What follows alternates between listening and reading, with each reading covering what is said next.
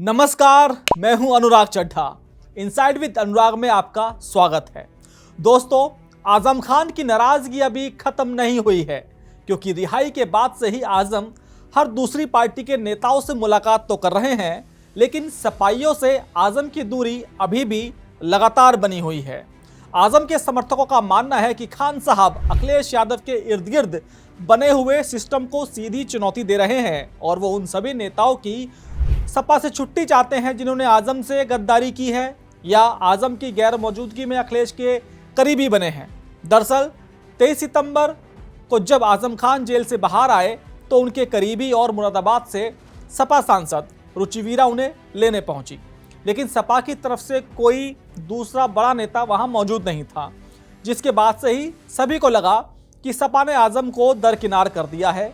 जिसके बाद से ही आजम खान सपा के नेताओं से लगातार नाराज चल रहे हैं, क्योंकि कहीं ना कहीं आजम को ये लगता है कि पार्टी के नेताओं ने अखिलेश और सपा के शीर्ष नेतृत्व को आजम के खिलाफ भड़काया है और कानाफूसी भी की है और आजम उन्हीं नेताओं की छुट्टी चाहते हैं। अब आजम खान की इस नाराजगी को समझने के लिए सबसे पहले ये देखना होगा कि वो किन से नहीं मिल रहे हैं।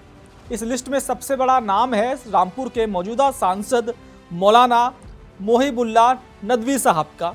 जेल से रिहाई के बाद 1 महीने से ज़्यादा का समय बीत चुका है, लेकिन आजम और रामपुर के सांसद के बीच में कोई मुलाकात नहीं हुई है। सूत्रों के अनुसार आजम खान सांसद नदवी के सुधार गृह वाले बयान से बेहद खफा हैं।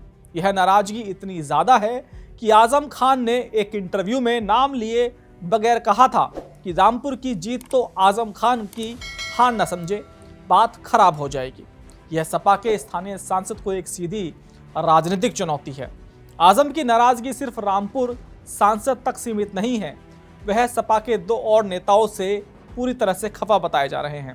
मोहम्मद फ़हीम इरफान, जो मुरादाबाद की बिल्लारी सीट से विधायक हैं, और शाहनवाज खान, जो सहारनपुर से सपा के एमएलसी हैं। ये दोनों नेता कभी आजम खान के बेटे अब्दुल्ला आजम के करीबी माने जाते थे।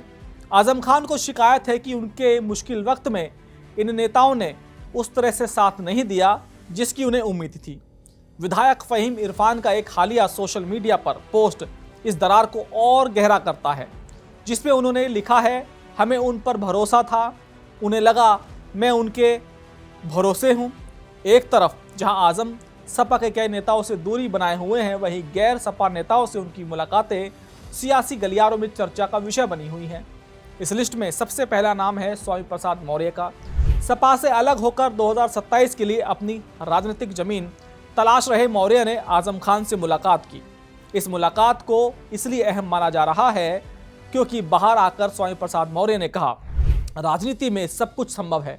यह मुलाकात अखिलेश यादव पर दबाव बनाने की एक कोशिश के तौर पर देखी जा रही है। आजम खान से मिलने वाले नेताओं में दूसरा बड़ा नाम गैर सपा सीपी राय का है। सीपी राय, जो कभी समाजवादी पार्टी में थे लेकिन अब कांग्रेस के नेता हैं, उनकी आजम खान से लंबी मुलाकात हुई। सीपी राय ने इस मुलाकात के बाद स्पष्ट कहा कि आजम भाई पार्टी के लोगों के रवैये से खुश नहीं हैं। राजनीतिक विश्लेषक मानते हैं कि सीपी राय की ये मुलाकात कांग्रेस की तरफ से आजम खान का रुख टटोलने की एक कोशिश हो सकती है। इसके अलावा आजम खान कानपुर से विधायक इरफान सोलंकी, कासगंज से विधायक नादिरा सुल्तान, मुरादाबाद की ठाकुरद्वारा से विधायक नवाब जान, बरेली की भोजपुरा से विधायक शहजिल इस्लाम और अपने पुराने दोस्त अरविंद सिंह गोप से भी मुलाकात की। इस लिस्ट में एक बात कॉमन ये है कि या तो आजम के पुराने वफादार हैं या फिर वो लोग हैं जो खुद को सिस्टम का सताया हुआ मानते हैं, जैसे इरफान सोलंकी। यानी आजम खान सिर्फ उन सपाइयों से मिल रहे हैं जिन्हें वो अपना मानते हैं, लेकिन वो बाकी सपा नेताओं से दूरी बनाए हुए हैं। सूत्रों की माने तो जब अखिलेश और आजम की मुलाकात हुई थी तब वह मुलाकात सुलह से ज़्यादा शिकवा शिकायत वाली थी।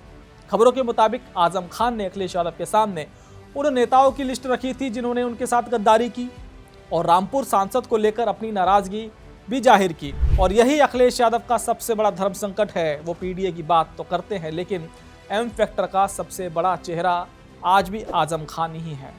अखिलेश उन्हें नाराज नहीं कर सकते, लेकिन अखिलेश यादव उन नेताओं को भी सजा नहीं दे सकते जिन्हें उन्होंने खुद आजम की गैर मौजूदगी में प्रमोट किया, जैसे सांसद नदवी साहब। अगर वो आजम के कहने पर नदवी को दरकिनार करते हैं तो ये संदेश जाएगा कि अखिलेश कमजोर नेता हैं और आजम के नखरों के आगे झुक गए। आजम भी अपने इंटरव्यू में बार बार याद दिलाते हैं कि वो पार्टी के संस्थापक सदस्य हैं। वो ये भी याद दिलाना नहीं भूलते कि सपा से उन्हें निकाला गया था। वो जेल से रिहा होने के बाद दिल्ली हो आए, अजमेर शरीफ हो आए, लेकिन लखनऊ यानी सपा के दफ्तर अभी तक वो नहीं गए। ये दूरी, ये चुप्पी, ये गैर सपाइयों से मुलाकात, ये सब अखिलेश पर दबाव बनाने की एक मास्टर स्ट्रैटेजी है। तो सवाल वही है, आजम खान चाहते क्या हैं? जवाब साफ है, आजम खान सपा छोड़ना नहीं चाहते। वो जानते हैं कि उनकी राजनीति सपा के बिना अधूरी है, लेकिन वो सपा में नंबर 2 या नंबर 3 बनकर नहीं रहना चाहते। वो अपनी बादशाहत वापस चाहते हैं। वो रामपुर समेत आसपास के मुस्लिम बहुल इलाकों में अंतिम फैसला लेने पर अधिकार वापस चाहते हैं। सांसद नदवी से उनकी नाराजगी इसी वर्चस्व की लड़ाई का नतीजा है। वो चाहते हैं कि अखिलेश यादव उन आस्तीन के सांपों को पार्टी से बाहर करें जिन्होंने मुश्किल वक्त में उनका साथ छोड़ा। वो एक सताए हुए नेता के तौर पर नहीं बल्कि एक फाइटर के तौर पर अपना पुराना रुतबा वापस चाहते हैं। आजम खान ने अपनी चाल चल दी है।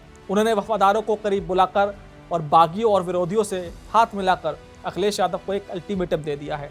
अल्टीमेटम यह है कि या तो आप पार्टी में मेरा पुराना कद बहाल कर दीजिए या फिर 2027 में एम फैक्टर के इस सबसे बड़े खिलाड़ी को दूसरे विकल्पों पर सोचने के लिए मजबूर मत कीजिए। दोस्तों, मेरा ये विश्लेषण आपको कैसा लगा कमेंट बॉक्स में जरूर लिखकर बताइएगा। साथ ही साथ मेरे चैनल को सब्सक्राइब करना बिल्कुल ना भूलिएगा। तो दोस्तों, फिर आपसे मुलाकात हुई किसी दूसरी खबर के साथ। नमस्कार।